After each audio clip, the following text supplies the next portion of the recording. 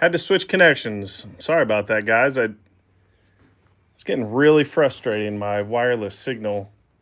I think I've got some internet issues going on today. Let's try this again.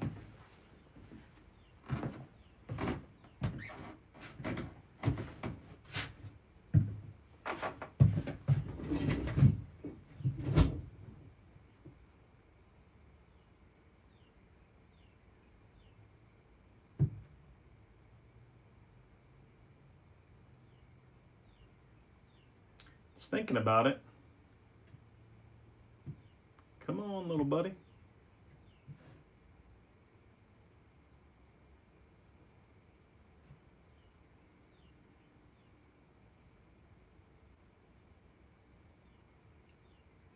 Try this again.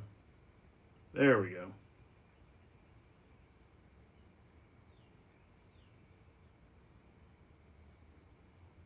Come on.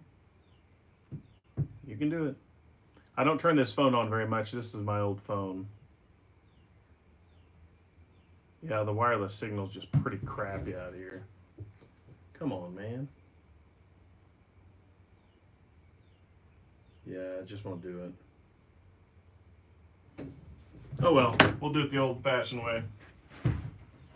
You guys just won't be able to look at me as much. Hey, what's up, Chase? Kevin, enter the Matrix. I feel like we've done this before. Hey, what's up, Hutches? Dot? Hey, Kat. Sorry I'm not in the video. I don't have my laptop out here, so you're going to be stuck without seeing me much. What's up? All right, so here's what we got. If you guys were on the live last week, we made this cool bowl, and someone said, hey, a friend of mine said, hey, can you put an airplane in it? And he's a pilot. And I said, sure. And so I engraved it, and then I cut out a maple inlay. And then today, I let it dry for a day, and then today we took it to the lathe, and it chipped out, and it all came out.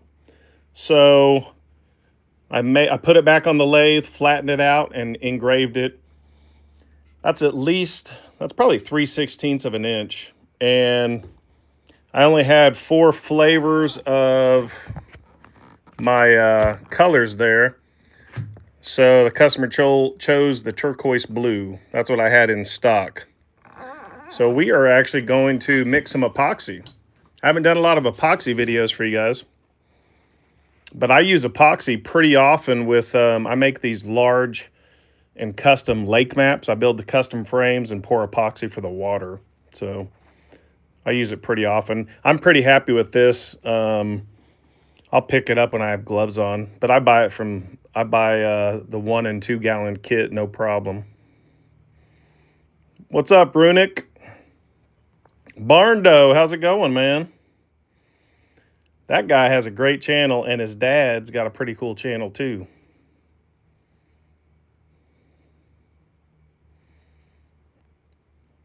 Uh-oh, Dot says she likes playing with epoxy. Well, here's what we're going to do. This is what I always do. I always wear gloves. Oh, I have to check out designer epoxy. I always wear gloves and eye protection, guys. You don't get a second chance. The gloves are to protect your hand and your face because you might want to touch your eye. So I'm going to put my protection on, go grab some gloves. And it's just a small amount. We'll mix this up and see what it looks like. What I like to do on Amazon, I use different cups, but on Amazon they have these cups that already have the measuring. They're disposable and they already have the measuring marks. So that's what I like to use. And this epoxy is a 2-part. So you have epoxy and then you have the hardener. Some of them differ. They might be a 1-to-1 ratio. They might be a 2-to-1. So it just depends on your brand. What I've got and what I use most of the time is 1-to-1. Hey, Perry, I'm glad you made it, man.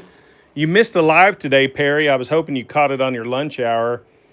I tried on the lathe, and that inlay popped out, Perry. So I flattened it, re-engraved it, and then I cleaned this engraving with a brush and with some acetone. So now we're ready to mix some acrylic, mix some hardener. Resin, epoxy, and let's get it. And hey, Perry, I did ship your stamp, and I shipped you a few chunks of wood to carve, man. So hope you enjoy it. And I also shipped Alan with old pads. I shipped his stamp and a sign and his Bigfoot. He won all that from me a couple weeks ago in one of my lives, and a Bigfoot wooden sticker. So, all right. So all we're gonna do is we don't need a ton. So I'm just gonna go to the first mark. Let's see. I'm gonna go to the number 1 with resin, and then go to the number 2 with hardener. That's it, and that's a 1-to-1 mix. It's nothing too complicated. That's why I like these. I'm wearing eye protection and gloves, so.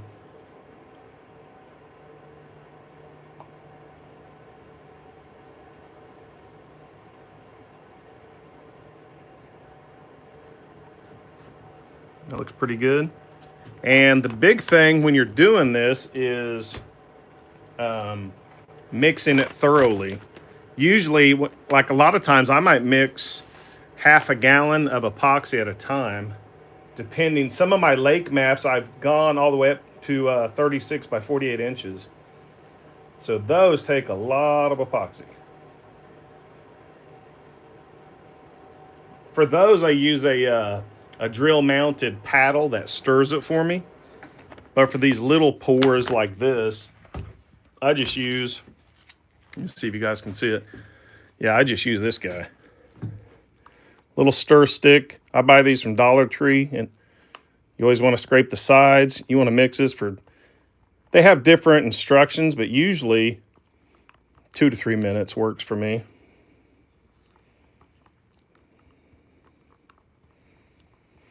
And Kevin says, do you see the circles on the piece on the inner circle? I'm not sure what he's saying. Do you see the circles on the piece on the inner circle? Talking about these right here? So that's what you're talking about? I'm not sure what you're talking about, Kevin.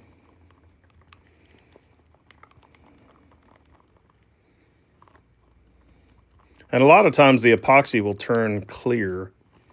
It's usually cloudy. It depends on the brand, but what I've seen is it'll start cloudy, and once it's mixed thoroughly, it'll get more clear. So I'm going to also show you what I do for air bubbles. So stick around for that. Oh, I see what you're saying. Yeah, Runic says you can see the tool marks. Yeah, Runic, I'm going to clean that up at the same time I clean this off. So I'm basically going to do a pour, and then I'll clean this up on the lathe when I clean this up. So yeah, definitely appreciate that.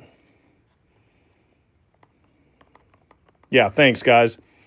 Yeah, appreciate you letting me know, but yeah, I'm aware of those.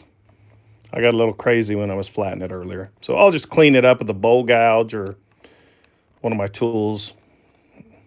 And this epoxy for lake maps, usually it's just a thin layer, probably 1/8 of an inch. Sometimes I do 1/4 inch deep. But I'll let that dry overnight, and then I'll glue on my 1/8 inch Baltic birch. So I'm pretty happy with that. Scrape the sides. Let's make sure it's mixed. And then I'm going to use a different, well, heck, this is a brand new thing. Nice. Let me go see if I have another one open to that. I didn't know that, because I think I had a second one. Let's look. No. Okay. All right, just had to double check. This is the custom color I made for that huge 3 foot by 4 foot I made around Christmas time. And I bought 2 of these in case I needed. I used the full container because I really needed a dark green. This brand is, well, crap, I took the label off. Here's the brand, guys. I'm real happy with it. I've used Eye Candy before, and then I think this brand.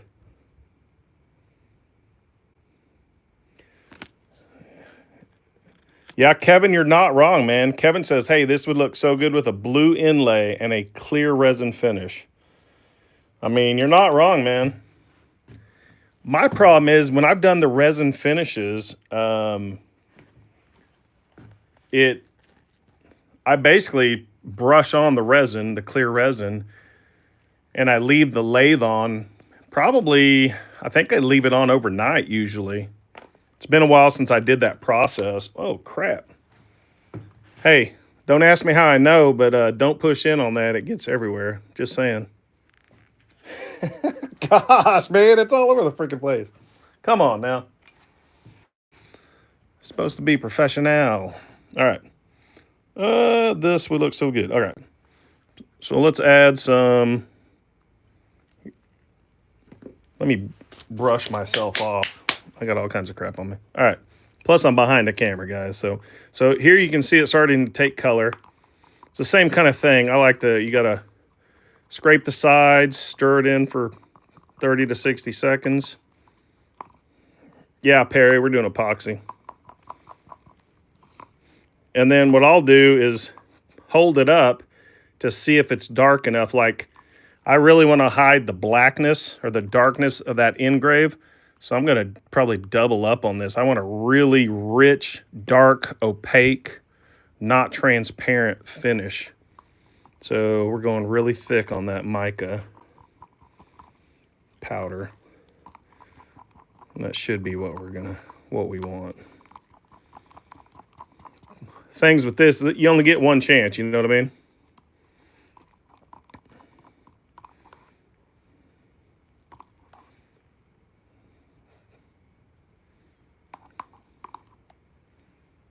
I think that'll be fun.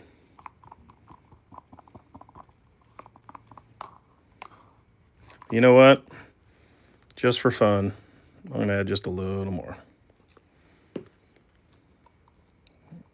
I start listening to myself talk, and I'm like, yeah, you do only get one shot.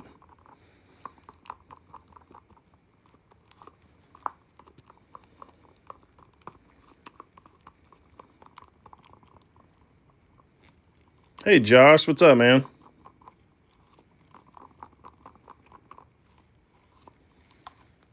Oh, hey, Josh, I was going to show you. Well, I'll show you in a minute. Remind me to show you something. I know, right? Way too much. I like it. All right. Let's get this out of here. Well, whatever. All right.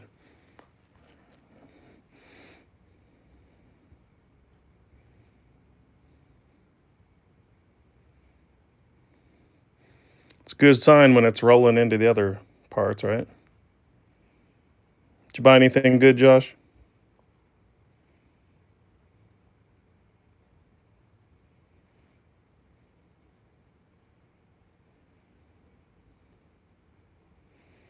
And you can tell I mixed like way too much, but this is the minimum amount with these cups, so I prefer to, I always do the minimum just to have a better mix. If your ratios aren't correct, you're going to have problems. Kevin, I don't have any molds, but you know, one thing I like to do is I'll put wood inside this, and then I'll save a few of them, make tool handles or cork toppers, things like that. I don't have any molds, though. That's a good idea. So what I like to do, I'll let this set for 3 or 4 minutes. Yeah, exactly, Josh. I throw it on leftovers, too. So I'm going to let this sit for a few minutes. Sometimes the bubbles form. It might seep down in cracks. You never know. It depends on the type of wood, the quality of wood, et cetera, et cetera. So we're going to give that 3 minutes. I'm going to take my gloves off.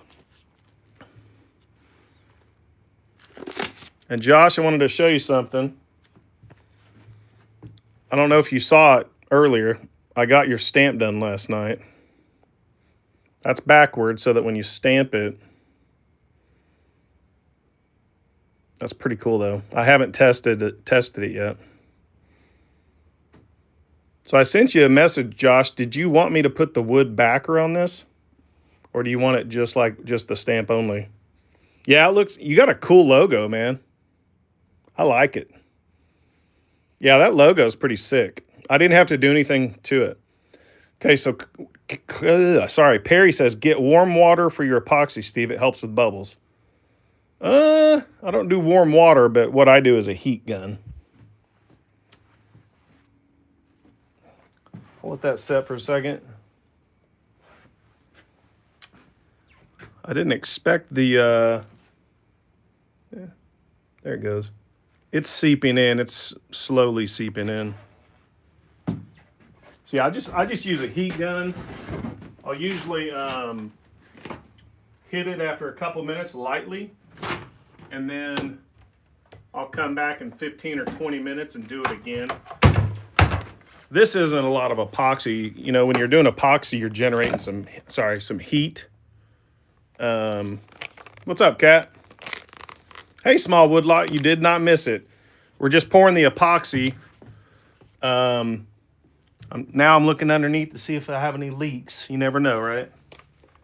Yeah, so I like to do the epoxy, hit it with the heat gun, come back 20 minutes later. It just depends how much epoxy you've got. Sometimes I've even had to hit it an hour later with the heat gun to get rid of the bubbles.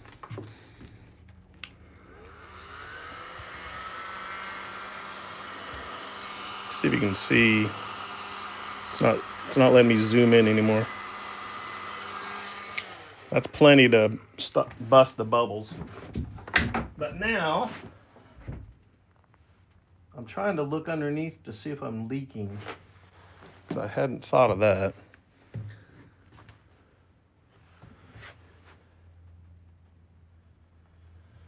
I don't see any leaks coming out, but it's possible if I cut it too thin or anything. Cool, Josh. I'll send that to you tomorrow probably then, man. But yeah, it looks really cool. I like it. That's the only logo I didn't have to do anything with. The others, the words were really small, so I had to change the lettering. A wood inlay. Well, small woodlot, we turned the wood inlay today on the live at lunchtime, but it popped out. So plan B is epoxy. And the customer after lunch told me he's good with this blue. So we switched it up. That was our plan B. Plan C is making a whole new bowl.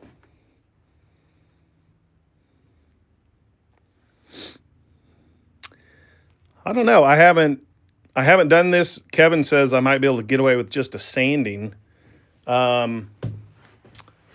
I don't think so. I haven't done this procedure before, but I would expect to need to clean it up. And it's a different sanding process for epoxy. For epoxy, I'll sand up to probably 2,000 grit with some of my micro mesh sanding pads. Well, Josh is saying the same thing. Right, Kevin? Not only sand, tools might chip it. You know, tools may chip it. I don't know. I think you always have that risk. I want to say that you have the biggest risk when you're doing carbide tools, but correct me if I'm wrong, guys. You're right, though. It might just chip out. Maybe I'll try sanding in a few days and see how it reacts. You guys might have a good point.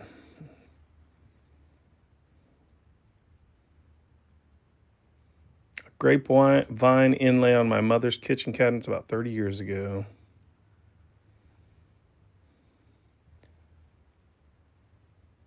Vectorized logo. Ooh. What'd you make, Kat?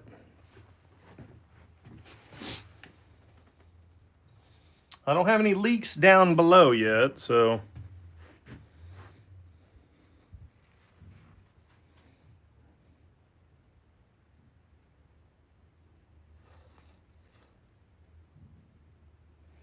I'm trying not to overfill it. Just put a little bit in at a time. Oh, that's awesome, Kat. I didn't know that. It turned out really good. Yeah, Josh, I've got those little 2-inch sanding discs. I think I'm missing some of the grits though.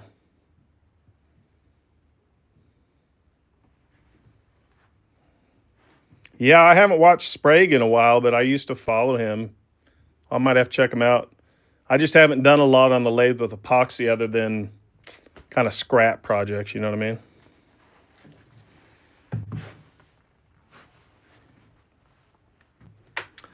Now, I did find out today, I thought Amy Jo might be visiting me in the shop, but she is not.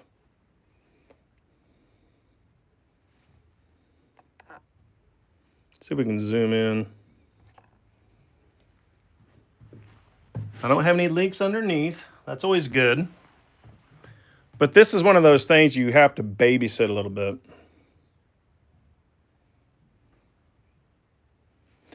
Yeah, Josh, man, that sucks because I was planning on cleaning this up with the tools. I think I'll still clean this edge up with the tools and maybe start there sanding.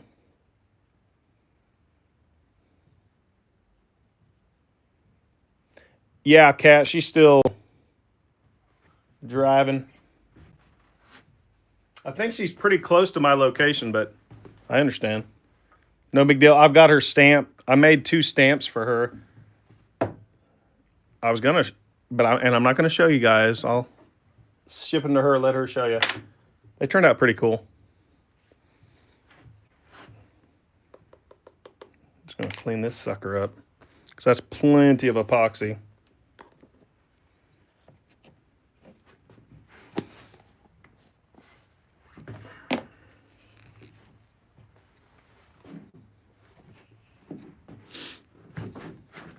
Trying to think. I almost think I need to put some right there.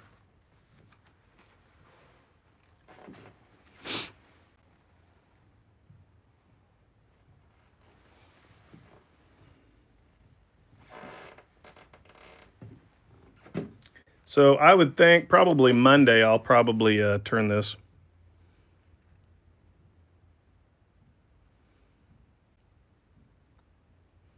And I'm making it a little proud on purpose.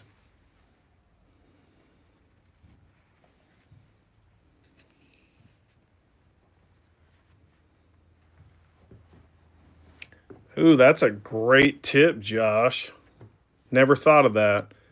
Josh has a good one if you guys are turners. He says you got to remember that the center will be spinning much slower than outside, more likely to catch and chip. At least that's my experience. Never even thought of it like that. I'm just a dumb woodworker, man. Come on. I happen to have a lathe and work with epoxy every once in a while. Never even thought of that, man. That's a good call. Appreciate the tip.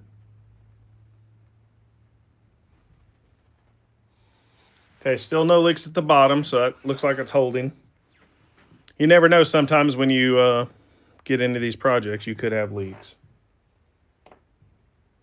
I still got to figure out what video to put out Saturday. Does anybody else have a video coming out this weekend? Let's hit that with some heat gun.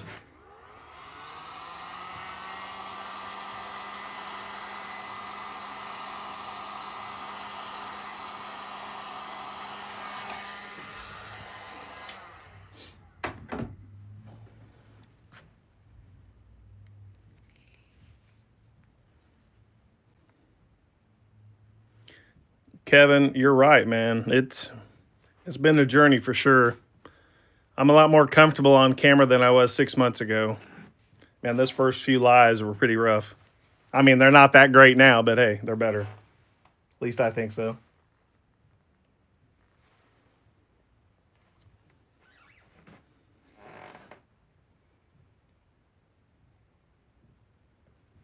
Really makes me wonder that spot. If I need to push some into that spot. Can't tell if that's an engraving or not. Small woodlot. Don't have my stuff together yet. Possibly by Easter. What are you gonna do, small woodlot? I'm gonna get another scraper or stick and see if I can push some that way. I want to see if that's a shallow or that's just my imagination. There, that makes me happier. That's what I wanted.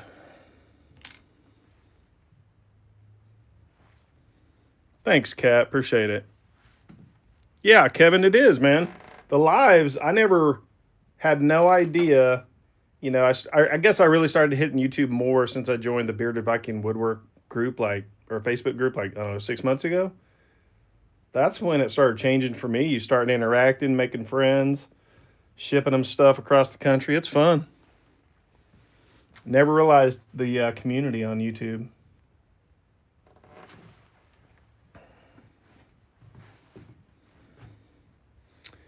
Well, guys, that's it. If you want to watch some skewer to swirl too, if you want to give it more pearl contrast. Yeah, I guess we could, but you know, Josh, I'm not going to push my luck, man. Let's do it just because Josh said so. I actually do that on some of my lakes. What sucks on the lake, sometimes I don't. I have a spreadsheet of how much epoxy it takes, but still sometimes you have variances. So I'll add some and the color might be slightly off. So I'll put a stick in there or a plastic spatula to kind of even it up. I do like that pearl effect. Oh, that's right, small woodlot. You were talking about the height of turning. You definitely have to have a comfortable height. I've actually thought about putting my lathe on that sit stand desk in the shop because I've got cabinets right above it. It's actually kind of hard sometimes to turn a bowl.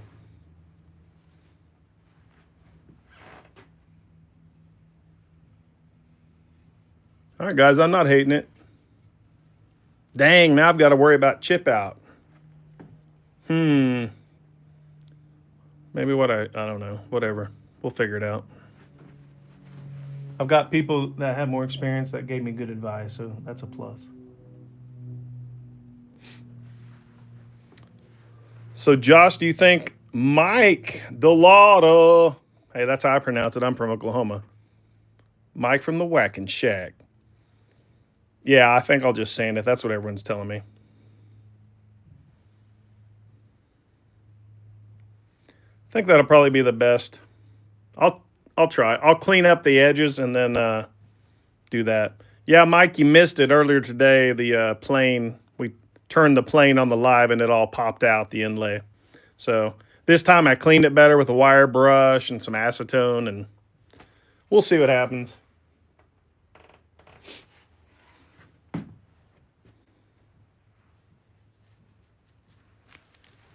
Well, guys, if you feel like watching epoxy dry, I'll just leave it on. But otherwise, I'm calling it a day. Is anybody else going live tonight? Oh, wait, we have DeLon's live today with Chase is going to be the guest. So you guys, I'll be on that. I think it's at 6 or 6:30. So yeah, DeLon's Woodworking. I think it's DeLon's Handmade Woodworking. Yeah, 7 p.m. Eastern. Yeah, thanks, Kevin. But yeah, Chase from New Beginnings will be there. He's the guest tonight. All right, guys, appreciate you joining. We're going to call this done. I'm going to come back in 15, heat gun it again, and then I'll throw some stuff into that extra epoxy. I've got to figure out what to put in there. Find a chunk of wood. Hope you guys are having a good one. See you in an hour or two.